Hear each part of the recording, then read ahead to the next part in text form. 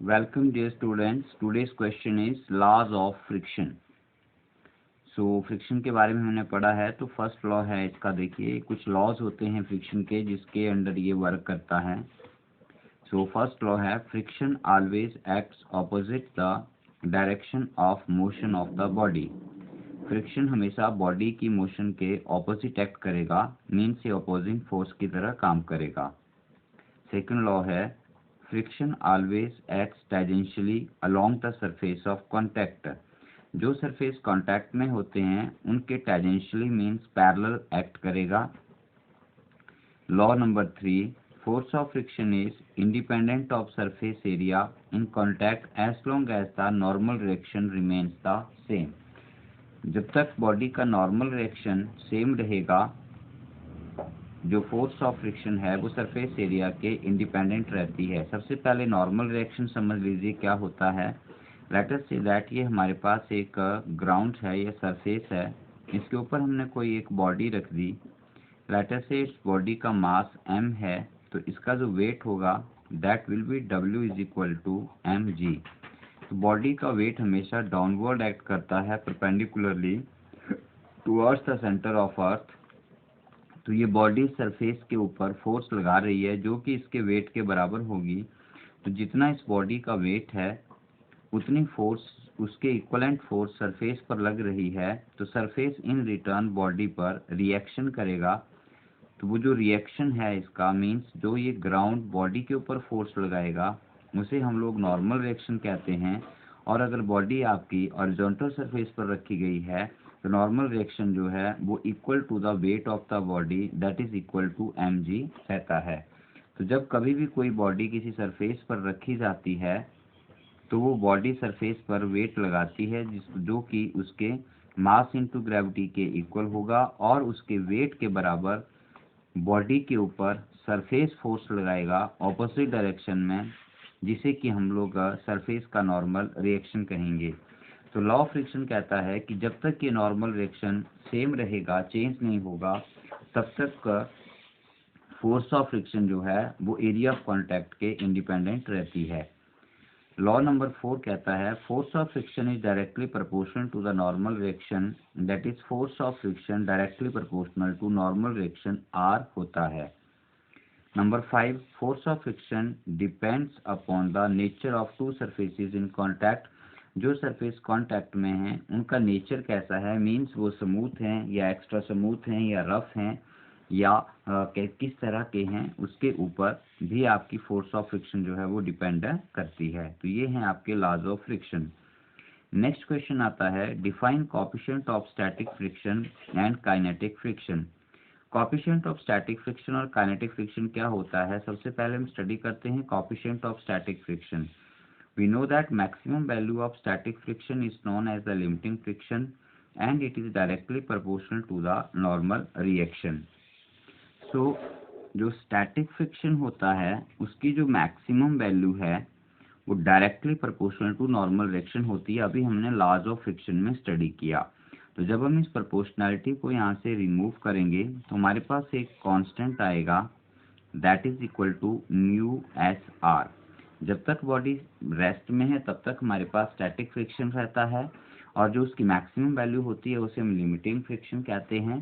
ठीक है, तो वो that depends upon the normal reaction. अभी हमने लॉज ऑफ फ्रिक्शन में प्रीवियस क्वेश्चन में पढ़ा। जब आप प्रोपोर्शनलिटी को रिमूव करेंगे तो एक कांस्टेंट आएगा और वो कांस्टेंट यहाँ पर म्यू एस है और यहाँ से इस म्यू एस को हम लोग नाम देते हैं कोएफिशिएंट ऑफ स्टैटिक फ्रिक्शन। क्या नाम है इसका? Coefficient of static friction. ठीक है, आप इसको यहाँ से कैलकुलेट करना चाहें तो देखो क्या आएगा, mu S is equal to F S upon R और एफ एस यहाँ पर आ जाएगा maximum that is limiting friction. But R हमने अभी स्टडी किया, जो नॉर्मल रिएक्शन आर है वो आपका इक्वल टू mg होता है। तो इसका मतलब आपका जो म्यू एस है वो क्या हो जाएगा बच्चों, म्यू एस हो जाएगा आपका F S maximum upon mg। ठीक है, सो आप ये बोल सकते हो कि coefficient of static friction is defined as the ratio of maximum value of force of static friction, that is limiting friction, to the weight of the body or normal reaction, that is ये यहाँ पर मैंने जो बताया आप इसे note कर सकते हो वीडियो पॉज करके। FS/mx directly proportional to r, this implies equal to mu S R. Mu S यहाँ पर आपका कांस्टेंट ऑफ प्रोपोर्शनलिटी है जिसे आप लोग कोएफिशिएंट ऑफ स्टैटिक फ्रिक्शन कहेंगे। तो ये सारा मैंने आपको एक्सप्लेन किया, यहाँ पर इसकी डेफिनेशंस भी आ गई है। यहाँ पर एक चीज़ बहुत इंपॉर्टेंट आती है कि FS भी फोर्स है और mg भी एक तरह से फोर्स ही होती है, तो ये यूनिटलेस और डायमेंशनलेस रहेगा आपका।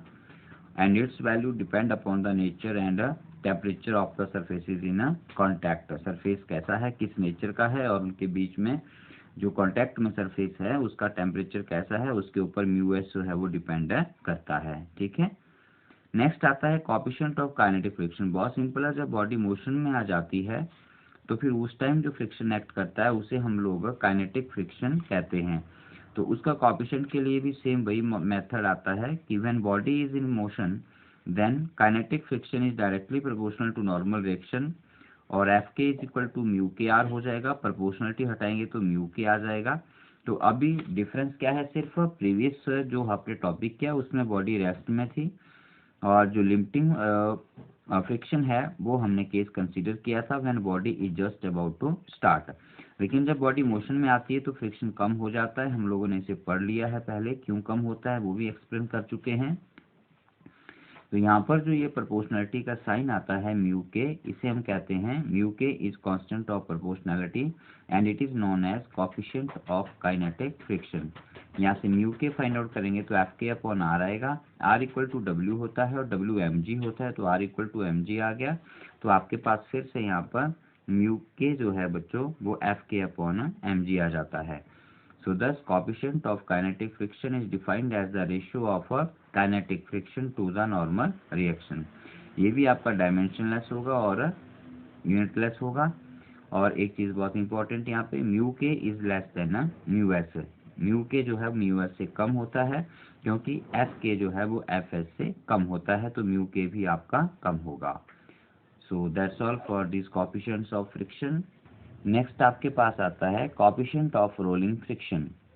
सो कोएफिशिएंट ऑफ रोलिंग फ्रिक्शन जो होता है बच्चों वो भी directly proportional to normal reaction रहता है, लेकिन इसमें एक बात और आती है कि कोएफिशिएंट ऑफ नॉर्मल रिएक्शन आपके rolling object that is wheel के रेडियस पर भी डिपेंड करता है। ठीक है, जैसे ये हमारे पास ग्राउंड आ गया, सरफेस आ गया, और ये इसके ऊपर हमारा व्हील आ गया जो रोल कर रहा है। तो अगर इसका जो रेडियस है वो स्मॉल आर है तो जो कोएफिशिएंट ऑफ रोलिंग फ्रिक्शन है वो रेडियस के इनवर्सली प्रोपोर्शनल होता है, और नॉर्मल रिएक्शन पे तो डिपेंड करेगा ही। अगर ये इसका वेट है W is equal to M G, तो अपवर्ड डायरेक्शन में इसका नॉर्मल रिएक्शन R होगा, ठीक है, जो कि इक्वल टू एम जी रहेगा। So F R directly proportional to R और inversely proportional to R। Capital R यहाँ पर नॉर्मल रिएक्शन है, स्मॉल r आपका व्हील का रेडियस है। मीन्स अगर व्हील आपका कम रेडियस का होगा, मीन छोटा होगा, तो फोर्स ऑफ फ्रिक्शन ज़्यादा होगी, और अगर व्हील बड़ा होगा तो आपकी फोर्स ऑफ फ्रिक्शन जो है वो कम होगी।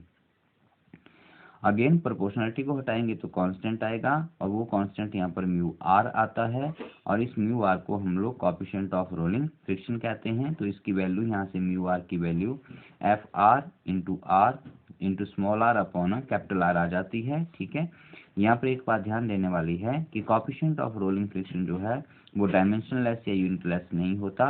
एफ आर से आर के यूनिट कैंसिल हो जाते हैं, लेकिन स्मॉल आर रेडियस है तो इसके यूनिट मीटर रह जाते हैं, तो इसका ऐसा यूनिट मीटर आ जाता है। सीजीएस यूनिट सेंटीमीटर हो जाएगा, और dimension formula R means length में आएगा, that is m0 l and t0 आ जाएगा। ठीक है, सो नेक्स्ट वीडियो में हम लोग angle of friction and angle of repose के बारे में पढ़ेंगे। उससे पहले आप लोग इन कोएफिशिएंट्स ऑफ फ्रिक्शन को और लॉज ऑफ फ्रिक्शन को अच्छे से स्टडी कर लें। Thank you, have a nice time.